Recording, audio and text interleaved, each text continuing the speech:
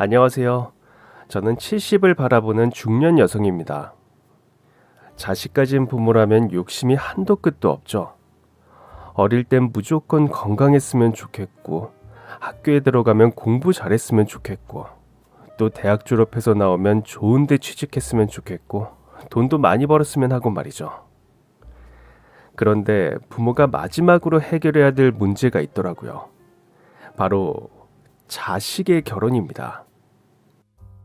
공부야 과외시키고 학원 다니고 엄마가 옆에서 잔소리 좀 하면 어느 정도야 하겠지만 결혼은 부모가 어떻게 해줄 수 있는 게 아니더라고요. 제 아는 친구는 아들이 결혼을 했는데 그렇게 반대를 했답니다.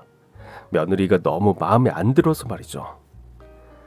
처음부터 며느리가 마음에 안 드니 손자를 낳아줘도 손자가 예뻐 보이지도 않고 그냥 아들 없다 셈치고 15년이 넘도록 아들 내외와 연락도 안 하고 산답니다.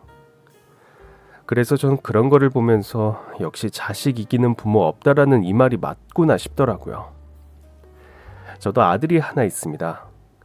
한 번도 속속인 적 없고 똑똑하고 영특하다고 늘 칭찬받고 취업도 아주 좋은 데 들어가서 자기 앞길은 자기가 닦고 갈 수 있을 만큼 능력도 있는 아들이었죠.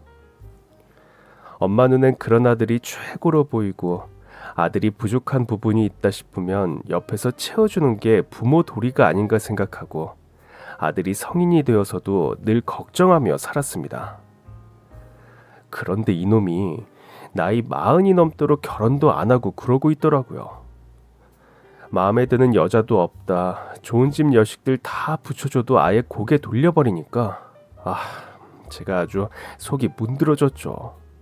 아니 아무리 내 자식이라 해도 저 나이가 되도록 여자 하나 못 사귀고 저렇게 노총각으로 늙어가는 꼴을 보니 저는 하루하루 한숨만 내쉬면서 살았습니다.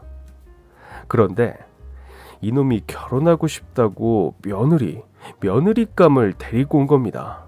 그것도 아주 어리고 예쁜 아이로요. 그런데 말이죠. 제가 아무리 오래 살고 아무리 세상 풍파 많이 겪어봤다 해도 자식 속은 정말 모르겠고 며느리 속은 더 정말 모르겠습니다. 이왕 며느리 본 거 그냥 품어주고 안아주지라는 말도 하실 분이 계실 테지만 제가 겪은 일을 들으신다면 저한테 오죽했으면 저랬을까란 측은지심이 드실 겁니다. 제가 왜 여기에 사연을 올렸냐면요. 며느리 봤다가 제가 아주 볼 꼴 못 볼 꼴 다 보고 우리 가족이 아주 만신창이가 돼버렸거든요. 남들은 아들 이혼시킨 노망난 할망구라고 손가락질하겠지만 제 얘기 들어보시면요. 이게 제가 손가락질을 받을 이야기가 아닙니다. 하도 억울하고 답답해서 어디에 이거를 풀까 생각하다가 이 사연 드라마의 제 이야기를 좀 풀어보려고 합니다. 며느리한테 제대로 뒤통수 맞은 제 이야기 한번 들어주시겠어요? 제 남편은 7대 독자였습니다. 옛날에 7대 독자하면 얼마나 귀하게 키웠겠습니까? 정말 시어머니와 시할머니는 남편을 따라다니면서 밥도 떠먹여주고 양말도 신겨주고 정말 남편은 손 하나 까딱하지 않아도 살 수 있을 정도로 완전히 왕자 대접을 받고 자랐습니다. 당연히 결혼해서도 마찬가지였고요. 시어머니는 이렇게 귀한 아들 같은 손자를 빨리 보고 싶은 마음에 매일매일 물 떠놓고 손자 태어나게 해달라고 그렇게 기도를 드렸습니다. 그런데 전 6년이 넘도록 임신도 못하고 그렇게 온갖 구박을 받으며 시집살이 하는 동안 시어머니 눈도 제대로 못 쳐다보고 살았습니다. 아이 못 낳는다는 이유로 얼마나 구박을 하는지 제 나이 70이 다 돼도 아직도 그게 잊혀지지가 않습니다. 뭐 잘한 게 있다고 지금 밥이 입에 쳐 들어가냐? 어머니 오셨어요? 넌 밥 먹을 자격도 없어. 아니 어떻게 우리 집에 시집 와가지고 우리 아들 7대 독자인 거 뻔히 알면서 6년 동안 소식이 없는 거야? 이렇게 첫날 만날 밥만 축내고 퍼질러 앉아서 남편 벌어놓은 돈만 펑펑 쓰고 아유, 염치라는 건 하나도 없는 년. 한번 물어보자. 네가 시엠이면 속이 어떻겠냐? 어? 죄송합니다. 하지만 어머니 그게 아니라요. 너도 여러 가지로 노력했다 하겠지. 하지만 그건 당연한 거야. 네가 이 집에 시집을 왔으니까. 근데 노력을 그렇게 했는데 왜 애가 안 생겨? 왜 그런 줄 알아? 그건 다 네가 잘못해서 그래. 네가 아이 밭도 좋지도 않고 네가 문제라서. 아휴, 너만 문제 없으면 우리 아들 벌써 떡두꺼비 같은 아들 안고 지금쯤 국민학교 입학시켰을 거다. 너 뭐냐 도대체? 결혼해놓고 내 아들 고자라고 소문낼 참이냐? 지금 내 아들이 문제 있어서 애 못 낳는다고 소문이 파다해. 너 어떡할 거야? 응? 정말 죄송합니다.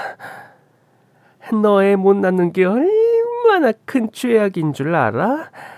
죄송하다고 될 일이 아니야. 어? 내가 오늘 마지막으로 말한다. 너 내년 안으로 애 낳아.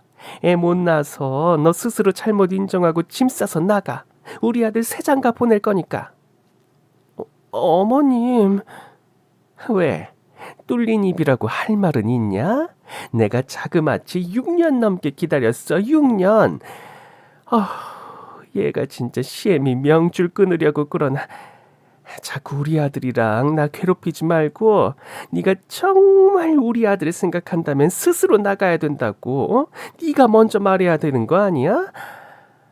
내가 그래도 마음이 좋아서 너 이러고 있는 거 가만히 지켜보고 있었다면 아유 이젠 못하겠다 진짜.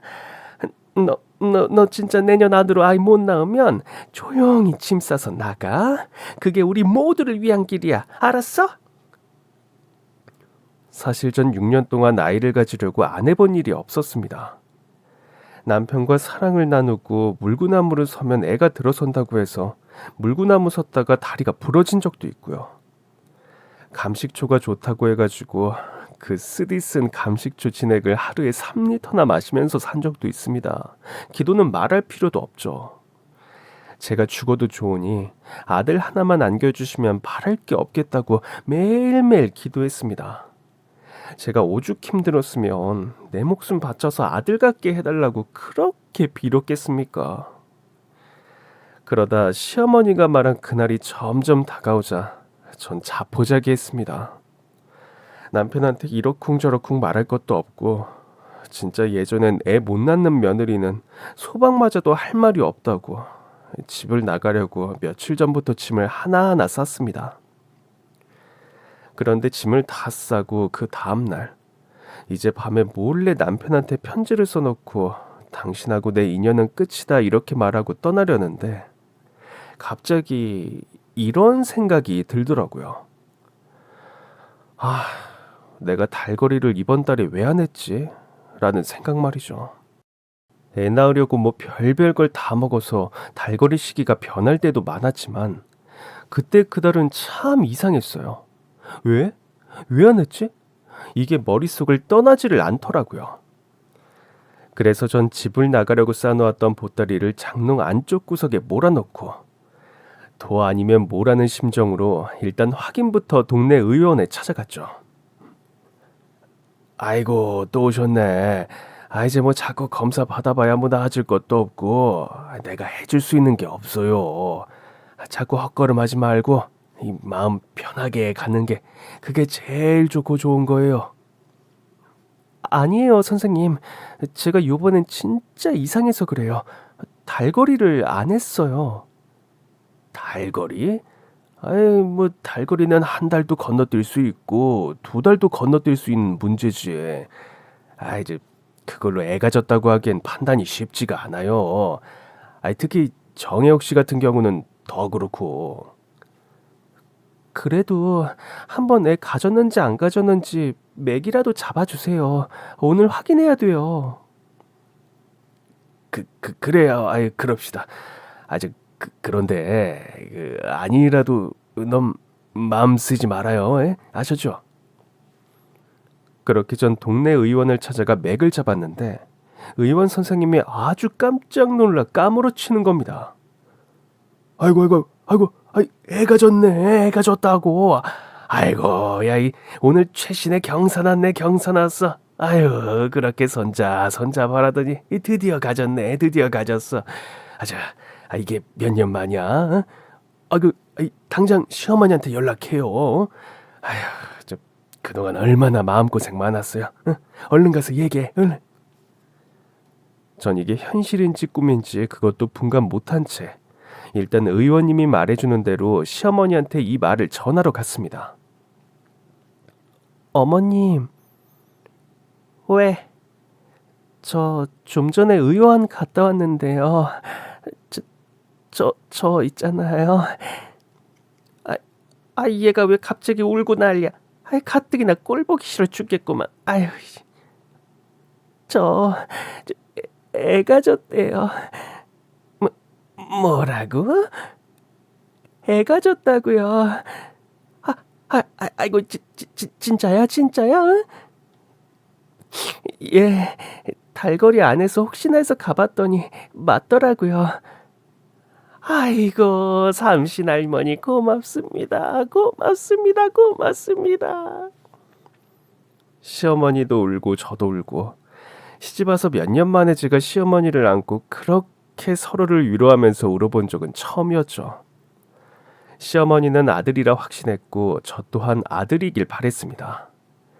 그런데 제가 그렇게 간절하게 빈 것이 하늘에 닿았는지 정말로 떡두꺼비 같은 아들을 낳았죠. 아들을 낳고 시어머니는 기분이 좋아서 동네 잔치를 열었습니다.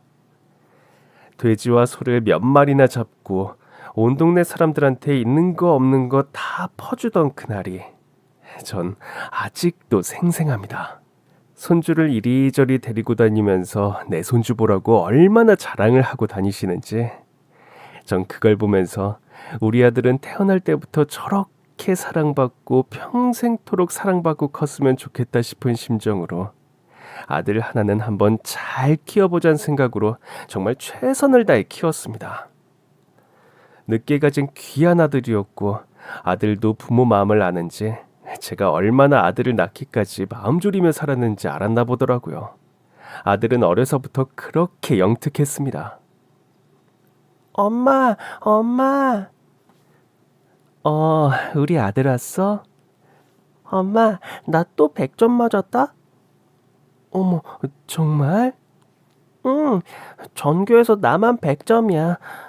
근데 난 이해가 안 돼. 공부가 하나도 어려운 게 아닌데 친구들은 왜 100점을 못 받지? 우리 아들은 똑똑하니까 하나도 안 어렵죠. 할머니 너무 좋아하시겠다. 얼른 가서 알려드려.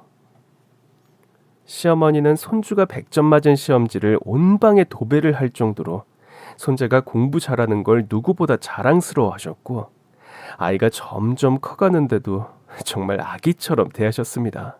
그야말로 7대 독재 아들보다 더 손주를 챙기셨죠. 아들은 공부만 잘한 게 아닙니다. 너무 밝고 명랑해서 어디 하나 흠잡을 데 없는 자식이었습니다. 그러니 어머니가 사랑하지 않을 수가 없었죠. 그러다 보니 이런 생각이 들더라고요. 제가 애 못 낳고 있을 때 6년을 기다린 시어머니의 마음이 어땠을까? 조금은 이해가 가더라고요. 왜냐면 저렇게 잘난 자식 낳아놨는데 손주 보고 싶은 건 당연한 마음 아니겠어요. 시어머니는 우리 장군이가 뭘 할 때마다 온 동네 자랑을 하시는 게 낙이었고 장군이 보면서 오래 살아야겠다고 손주 며느리까지 보고 돌아가실 거라고 얘기를 하셨습니다. 그러다 아들이 대학에 들어갈 무렵 시어머니는 노환으로 결국 세상을 떠나셨죠.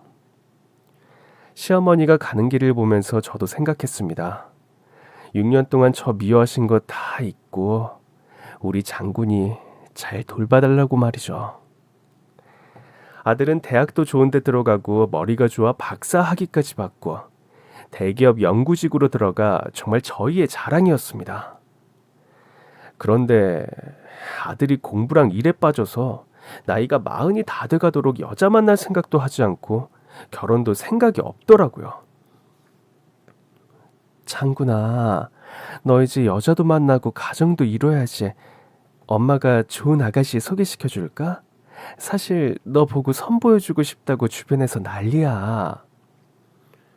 저는요, 엄마 같은 분 아니면 결혼 생각 없어요.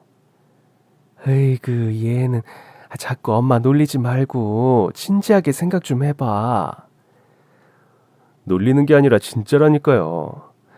아직 이 세상에서 제일 예쁘고 사랑스러운 여잔 저한테 엄마뿐이에요. 말도 어쩜 이렇게 이쁘게 하는지. 정말 마음 같아선 평생 제가 끼고 살고 싶을 만큼 아들은 만점짜리 아들이었습니다. 아, 그런데 결혼만 하면 좋을 텐데라는 욕심은 사라지지가 않더라고요. 그리고 아들이 41살이 되던 해, 아들은 정말 기적처럼 갑자기 좋아하는 여자를 집에 데리고 온다고 했습니다. 정말이야? 정말? 그렇다니까요. 엄마가 보면 절대 실망하지 않으실 거예요. 당연하지. 우리 아들이 좋아하는 여잔데 보통 여자겠어? 그럼 내일 집으로 데려갈게요. 전 어떤 아가씨일까 전날 잠을 못 잘 정도로 기대감에 부풀었고 며느리감을 위해 솜씨발이를 좀 했습니다. 엄마, 아버지, 저 왔어요. 장군이 그런데 전 아들이 데리고 온 여자를 보고 말문이 턱 하고 막혀버렸습니다.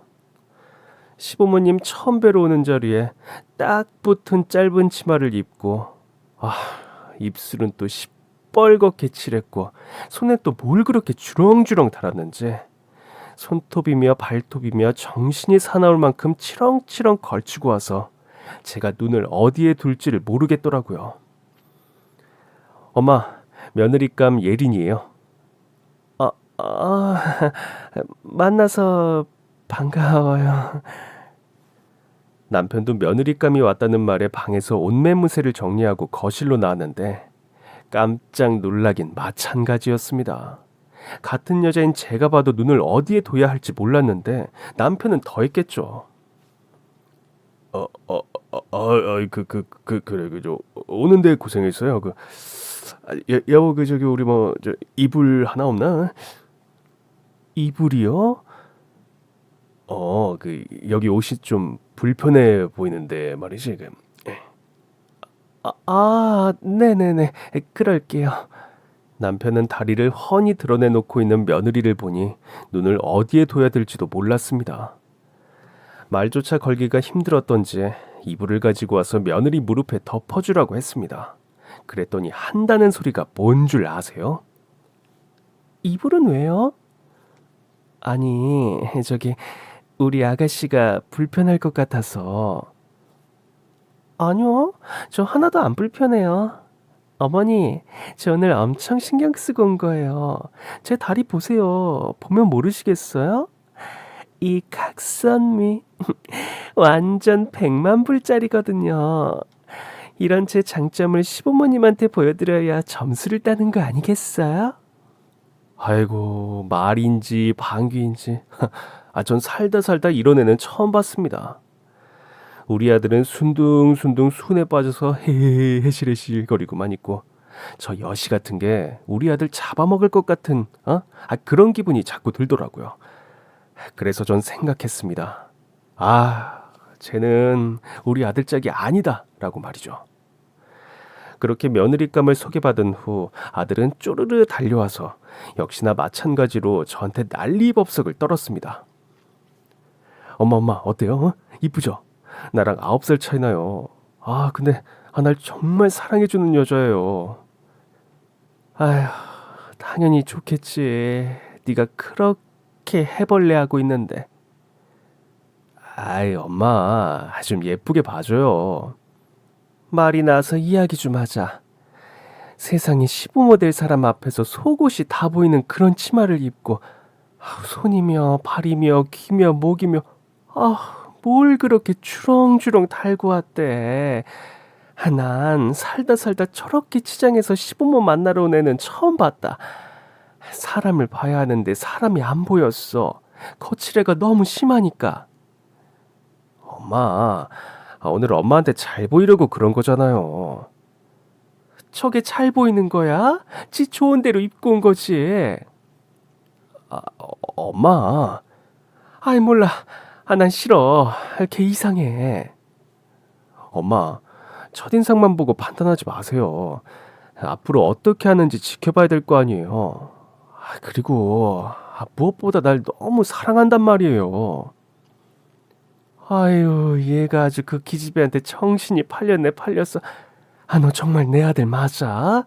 그렇게 사리분별 정확하고 판단력 좋은 내 아들 맞냐고. 아휴, 진짜 실망이다. 장군아, 결혼은 일륜지 대사야.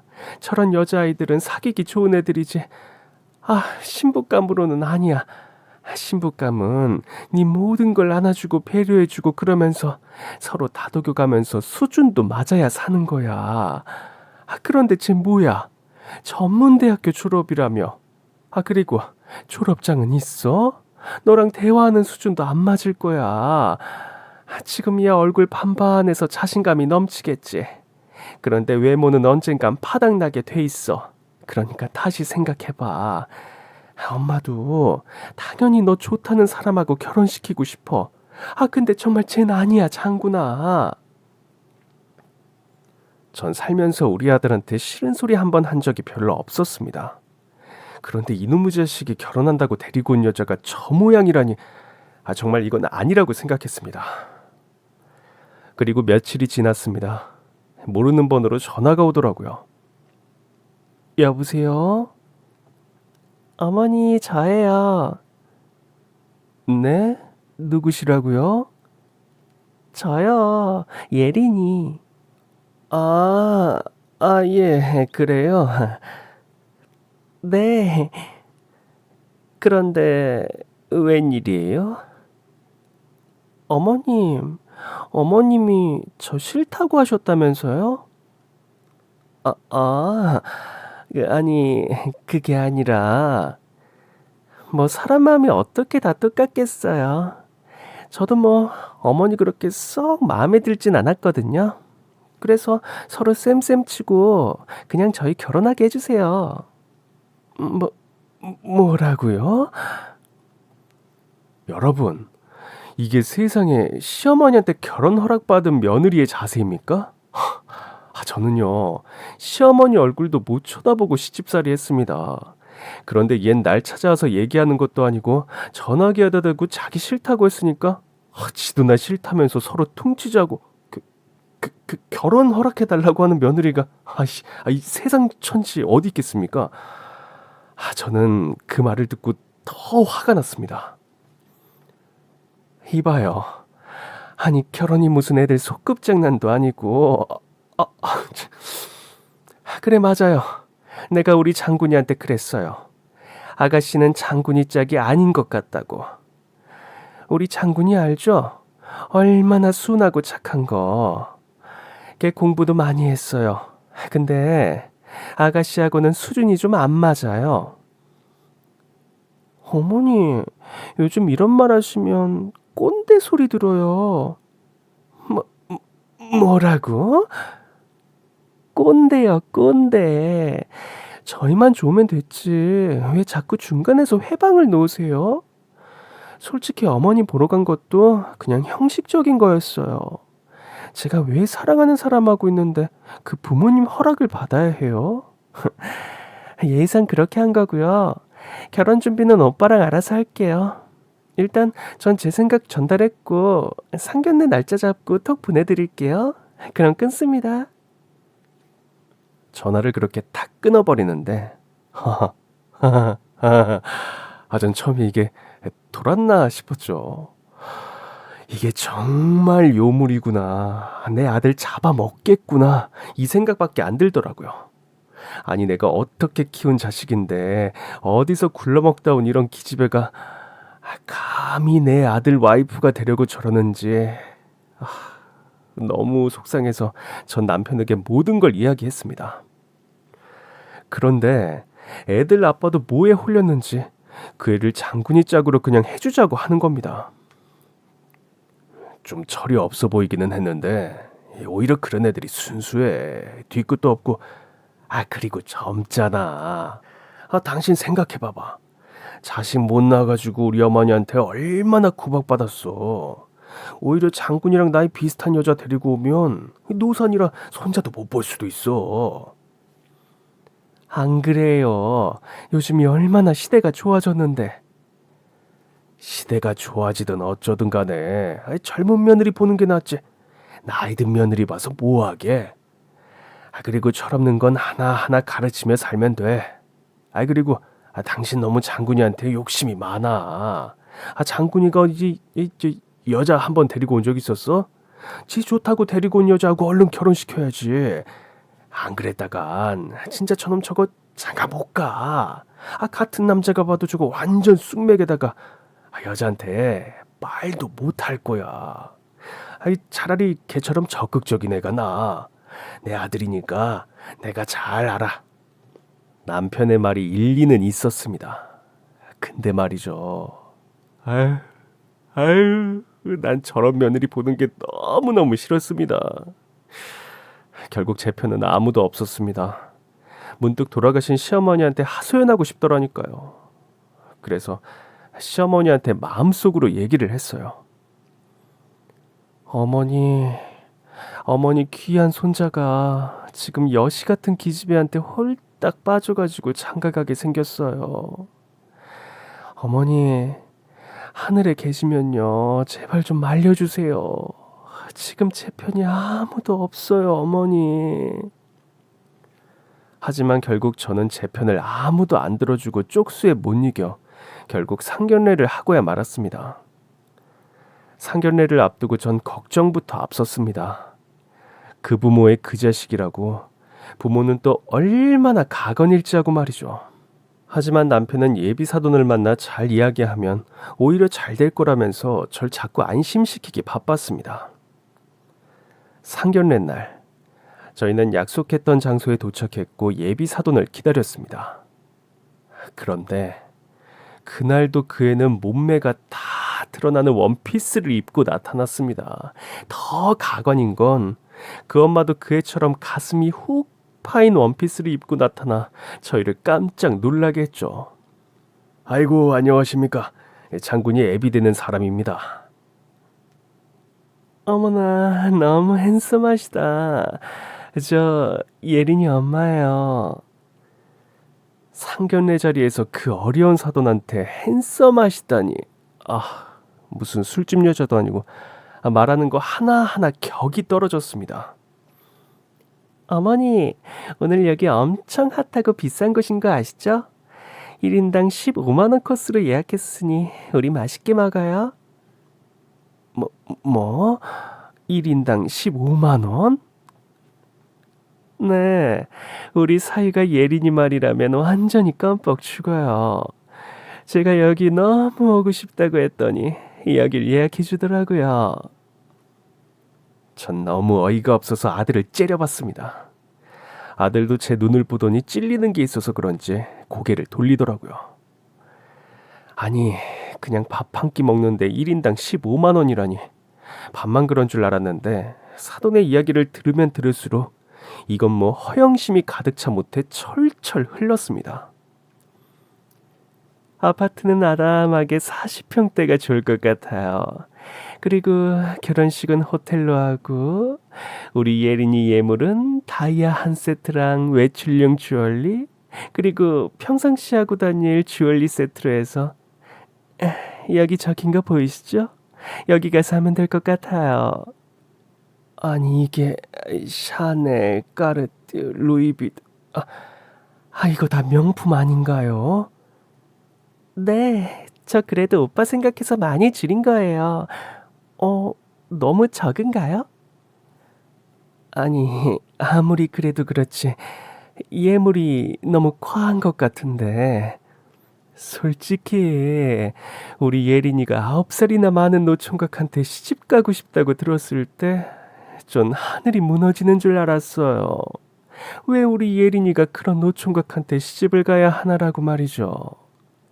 그런데 우리 사이가 물심양면 우리 모녀한테 잘하다 보니 제가 마음이 좀 움직였어요. 또 결혼하면 우리 예린이가 좋아하는 브랜드로 예물을 다 해준다고 하니 안심이 좀 되더라고요. 사돈은 어떻게 생각하실지 모르겠지만 전 우리 예린이가 이 정도는 받아야 된다고 생각해요. 전 정말 화가 나서 죽을 지경이었습니다. 아들 키워놨더니 남의 집에 완전 팔려가는 느낌이었죠. 그래서 저도 사돈한테 한마디 했습니다. 그러면 우리 장군이는 뭐 해주실 건가요? 뭐라고요? 우리 장군이 박사학위에 지금 대기업 연구원이에요. 따님이랑 수준 차이가 하늘과 땅이라고요. 내 친구들 보니까 다들 박사 사이 얻으면 열쇠 몇 개는 준다던데 사돈도 그런 준비가 돼 있으신 모양이네요. 지금 똥인지 된장인지 구분이 안 가는 모양인데 노총각 딱지 우리 귀하고 예쁜 딸이 떼어준다는데 지금 무슨 심보예요? 엎드려 절을 해도 시원치 않을 판에. 참나. 뭐라고요? 자, 여기 아까 준 리스트랑 나머지 것들이에요. 이거 다 안 해주면 우리 딸 시집 안 보낼 거예요. 그러니까 알아서 하세요. 정말 웃기는 여편네였습니다. 완전히 딸 앞세워서 한몫 챙기겠다는 심산이었죠. 전 이렇게 사치가 심하고 허영심이 가득한 며느리를 배필로 삼는 게 도무지 용납이 안 됐습니다. 그래서 전 본격적으로 반대를 하기 시작했죠. 너 엄마 죽는 꼴 안 보고 싶으면 걔랑 살아. 난 그 기집애랑 그 기집애 엄마랑 엮이는 거 절대 안 해. 아니, 못 해. 엄마, 저 예린이 없으면 저도 죽어요. 예린이가 얼마나 사랑스럽고 예쁜지 아세요? 결혼하면 누구나 여자들은 그런 로망이 있잖아요. 결혼할 때만 그렇지 시간이 지나면 이런 무리한 요구는 안 할 거예요. 그리고 솔직히 무리한 요구도 아니죠. 저처럼 나이 많은 사람과 결혼해준다는 게 그게 어디예요. 얘는 못하는 소리가 없어. 야, 내가 이러려고 널 낳고 키웠니? 응? 그딴 기집애한테 장가 보내려고 내가 널 키웠냐고. 제가 뭐 그렇게 잘난 것도 없잖아요. 예린이가 잘 받아준 게 전 감사할 따름이에요. 넌 미쳤어? 얘가 진짜 정신이 나갔나? 얼마나 자신감 있고 똑똑하던 내가 그 기집애 만나고 완전 바보 천치가 됐네. 너 박사 맞아? 너 내 아들 맞아? 엄마, 자꾸 이런 식으로 나오시면 그냥 제가 제 돈으로 이 결혼 진행할 거예요. 그렇게 하세요. 정말 하늘이 무너질 것 같았습니다. 아들의 고집은 절대 꺾이지 않았고 결국 전 그 기집애를 며느리로 받아들일 수밖에 없었습니다. 며느리랑 사돈이 원하는 대로 정말 억대 혼수도 해주고 호텔 결혼식까지 하게 했습니다. 그런데 우리 아들은 지 장모한테 뭐 받은 줄 아세요? 아주 가느다란 실반지 하나 받은 게 전부입니다. 자기들은 돈이 없으니 이것밖에 못 해준다고 하더라고요. 이거 완전 도둑놈 심보 아닙니까? 그래도 내 며느리라는 생각으로 전 일찍 결혼식장으로 가서 며느리가 웨딩드레스를 입은 모습을 보러 갔습니다. 어머니, 저 예뻐요? 드레스 괜찮죠? 요즘은 이렇게 가슴이 도드라지게 보이는 게 유행이래요. 어때요? 섹시하죠? 아휴, 너무 야한 거 아니니? 너. 어머니 아들이 이렇게 섹시한 신부를 얻었다는 걸 오늘 보여줘야 한다고요. 그래야 어머니도 면이 서죠. 면이 서는 일인지 망신을 당할 일인지 난 모르겠다. 저런 드레스 입을 바에 아예 홀라당 벗고 결혼식을 하지 이런 생각까지 들었습니다. 더 웃긴 건 하객들이 하나 둘 오고 있는데 사돈댁 하객들은 전혀 없었습니다. 전 이게 무슨 일인가 했죠. 장군아, 쟨 친척도 없니? 친구도 없어? 모르겠어요. 아이, 곧 오시지 않을까요? 전 너무 이상해서 사돈에게 물어봤습니다. 사돈, 하객이 얼마나 오시는지 알아야 해서요. 지금 식사량도 체크해야 하고. 우리는 없다고 생각하면 돼요. 외국에서 살다 와서. 왜, 외국이요? 그냥 그렇게 알고 계세요. 아니, 식비도 줄었겠다. 좋은 거 아니에요? 아무리 그래도 그렇지. 결혼하면 하객들이 얼마나 오는지에 따라서 그 집안을 알 수 있다는데. 이건 뭐 콩가루 집안도 아니고 하객이 어떻게 한 명도 없을 수가 있습니까? 하지만 이왕 결혼식은 하기로 했고 저희 집 하객들도 온 이상 다시 뒤집을 수도 없는 상황이었죠. 엄마, 저희 잘 다녀올게요. 그래, 몸 조심하고. 오빠, 우리 빨리 가자. 가서 면세점 가서 쇼핑해야 돼. 알았어. 결혼식 날도 제대로 인사도 안 하고 면세점 쇼핑 가야 한다며 쌩하게 가는 며느리를 보니 앞날이 캄캄했습니다. 결국 결혼식을 끝내고 나니 제 친구들이 한마디씩 하더라고요. 혜호가, 네 사돈 장난 아니더라. 아니 남의 집 사돈 하객들한테 눈웃음 살살 치면서 인사를 하던데. 아유 남사스러워서. 아유.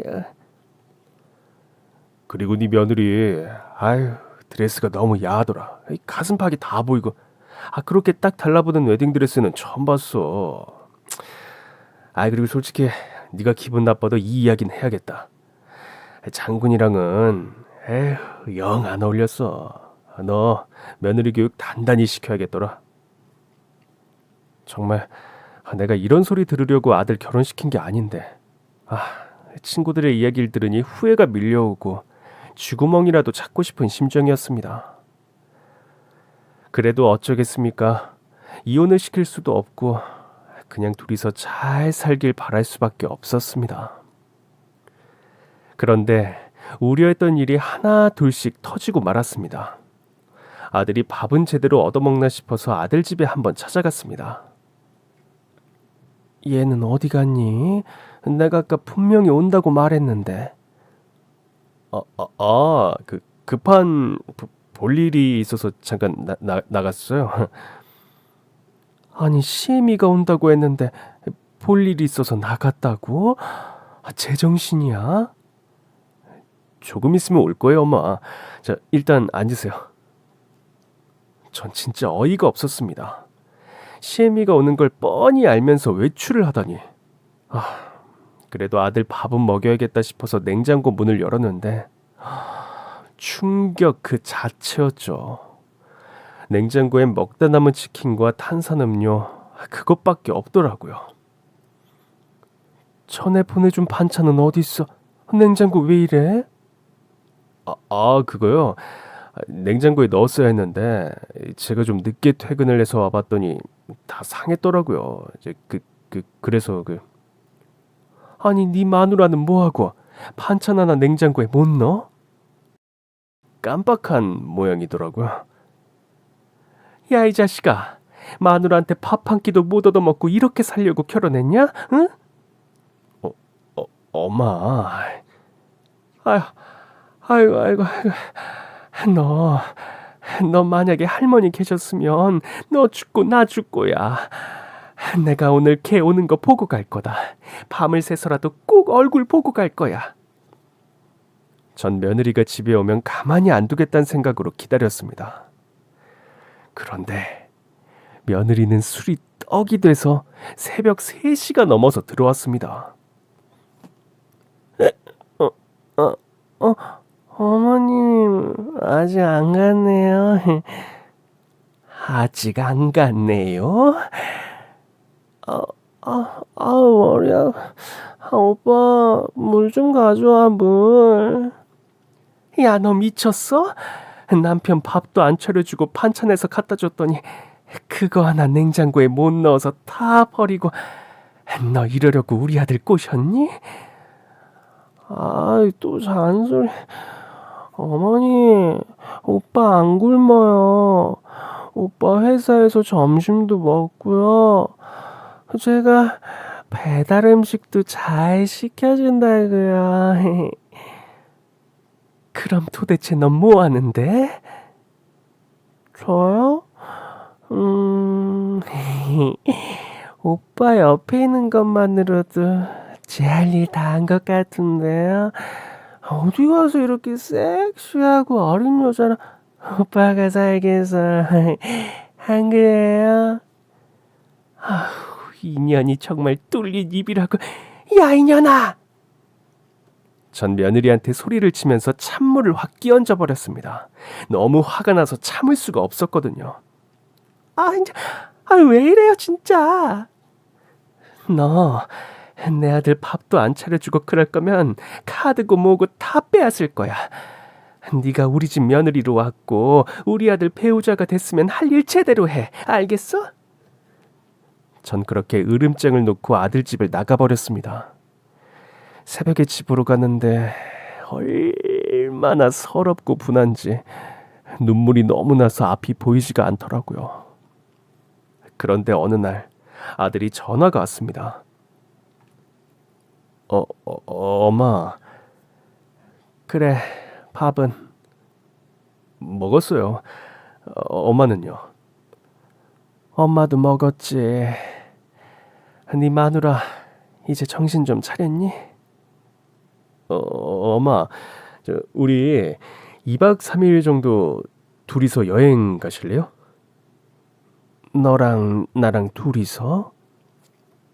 네, 그냥 좀 쉬고 싶어서요. 엄마랑 단둘이 여행도 가고 싶고요. 전 아들의 그 말에 더 이상 이것저것 물을 수가 없었습니다. 분명히 아들도 이 결혼이 잘못됐다는 걸 느끼고 제게 이야기를 한 거라고 생각했거든요. 아들과 전 제주도로 여행을 갔고 서로 말을 꺼내고 싶었지만 차마 할 수가 없었습니다. 무슨 이야기를 할지 뻔히 알았기 때문이었죠. 전 아들과 함께 제주도 밤바다를 보면서 오랜만에 팔짱을 끼고 산책을 했습니다. 그러다가 아들이 먼저 제게 말을 하더라고요. 엄마, 저 이혼해야 할 것 같아요. 뭐? 그 여자 도저히 감당이 안 돼요. 매일 술에 나이트에 지난달 카드값만 1,500만 원이 나왔어요. 외출할 때마다 옷 사고 백 사고 정말 집에서 저랑 자지도 않고요. 매일 외박이에요. 뭘 하고 돌아다니는지 진짜. 엄마 죄송해요. 그때 엄마 말 들을고 너무 죄송해요. 엄마 마음만 다치게 해서 진짜 죄송해요. 엄마 저 진짜 죽을 것 같아요. 아들이 이렇게 서럽게 우는데 전 피눈물이 날 것 같았습니다. 내 착한 아들을 이렇게 이용해 먹고 상처 준 그 못된 년을 정말 가만히 둘 수가 없었습니다. 하지만 일단 아들의 다친 마음을 제가 어루만져줘야겠다는 마음으로 전 아들만 생각했습니다. 누구나 살다 보면 실수는 하게 돼 있어. 지나간 일은 잊자. 그리고 다시 시작하면 돼. 엄마가 있으니까 너 다치는 일 없게 할 거야. 그러니까 자꾸 자책하지 말고 다시 힘내자. 우리 아들 할 수 있지? 엄마 죄송해요. 진짜 죄송해요. 엄마도 우리 아들 끝까지 지켜줬어야 했는데. 아휴, 엄마도 너무 미안하다 아들. 아휴. 그렇게 전 아들의 이혼을 받아들였습니다. 그리고 남은 여행을 잘 즐기고 서울에 가서 하나씩 정리를 해야겠다는 생각을 했죠. 그런데 여보. 아니, 당신 목소리가 왜 그래요? 나 탈장이 돼서 지금 수술하러. 뭐라고요? 정신없는 판국에 남편까지 갑자기 탈장이라니. 전 아들과 급히 비행기를 타고 서울로 갔습니다. 그리고 남편을 입원시키고 아들을 하루빨리 집으로 데려오고 이혼을 시켜야겠다고 결심했죠. 도저히 아들을 그 집에 보내서 짐을 챙겨오라고 하기엔 아들이 더 아파할 것 같아서 전 아들의 짐을 대충 챙기러 혼자서 아들 집에 갔습니다. 비밀번호로 문을 열고 집으로 가니 현관에 그 못된 년 신발과 함께 웬 남자 신발이 놓여 있었습니다. 전 아들 신발인가 싶어서 처음에 신경을 안 쓰려고 했는데 아무리 봐도 우리 아들 스타일의 신발이 아닌 것 같아서 좀 불길한 생각이 들었죠. 거실로 들어가니 세상에, 식탁엔 대게와 와인병이 있었고 며느리가 속옷 하나 안 걸치고 나치로 서서 물을 벌컥벌컥 먹고 있는 겁니다. 며느리는 순간 절 보자마자 놀라서 먹고 있었던 물을 다 토해버렸고 완전히 자지러졌습니다. 어머님, 여긴 어쩐 일이세요? 너 지금 꼴이 이게 뭐냐? 너 왜 홀딱 벗고 이러고 있어? 그게 너무 더워서요. 오늘 엄청 덥죠? 덥다고? 더워서 이렇게 나체로 있었다고?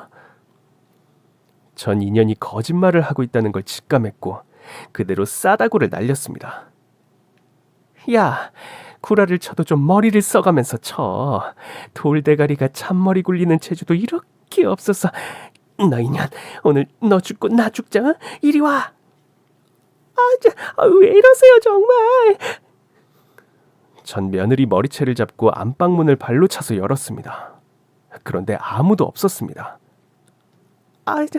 보셨죠? 지금 무슨 상상하시는 거예요? 어머니 도망났어요? 전 제 직감을 믿었습니다. 분명히 내가 사준 침대에서 인연이 딴 놈이랑 놀아난 걸 전 확신했죠. 그리고 전 온 신경을 다 동원해서 이 방에 숨어있는 놈을 찾아내리라 마음먹었습니다. 그런데 제 발밑에서 아주 거친 숨소리가 들렸습니다. 나가세요 당장. 이게 뭐하는 짓이에요. 전 잡고 있던 그년의 머리채를 놓고 몸을 숙여 침대 밑을 봤습니다. 여기 숨어 있었네. 이 더러운 년놈들아. 전 며느리랑 나체로 뒹군 놈을 바로 찾아냈고 순간 무슨 힘이 발동했는지 그놈의 머리채를 잡아서 그놈을 끌어냈습니다. 그리고 그 두 년놈을 나란히 두었죠. 그래서 내가 호텔 가자고 했잖아. 조용히 해. 지금 상황 안 보여? 전 손에 잡히는 대로 이것들한테 다 집어던져 버렸습니다. 그래도 도저히 분이 풀리지가 않더라고요. 국자 던졌어. 이거 뭐야? 포크. 미쳤어요? 이러다 사람 잘못되면 어쩌라고?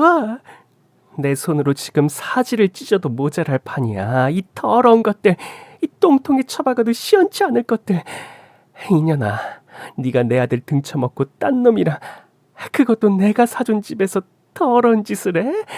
이 씹어먹어도 모자랄려나. 그때 제 눈에 띈 건 식탁 위 대게를 발견했고 정말 전 온 신경을 집중해 두 년놈에게 대게 발을 던졌습니다. 그런데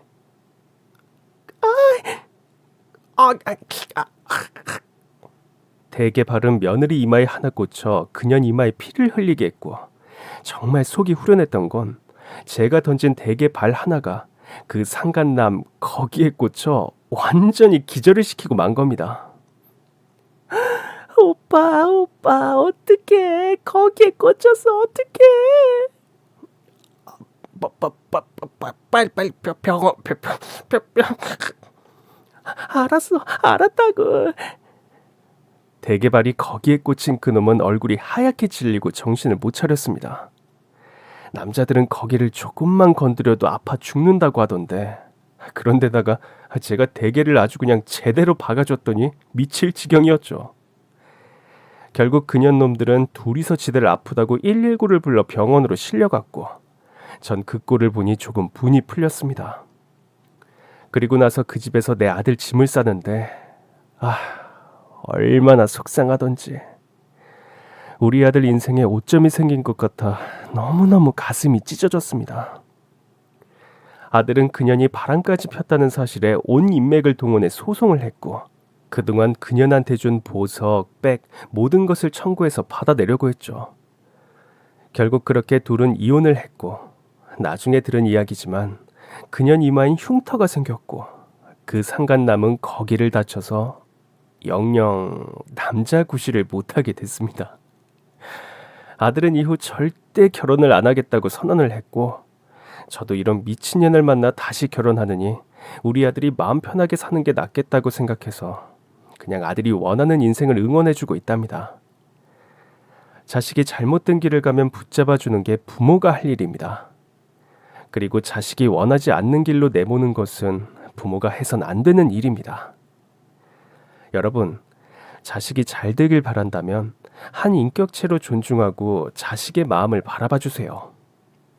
그건 오직 부모만이 할 수 있는 일이랍니다. 그럼 지금까지 제 긴 사연 들어주셔서 정말 감사합니다.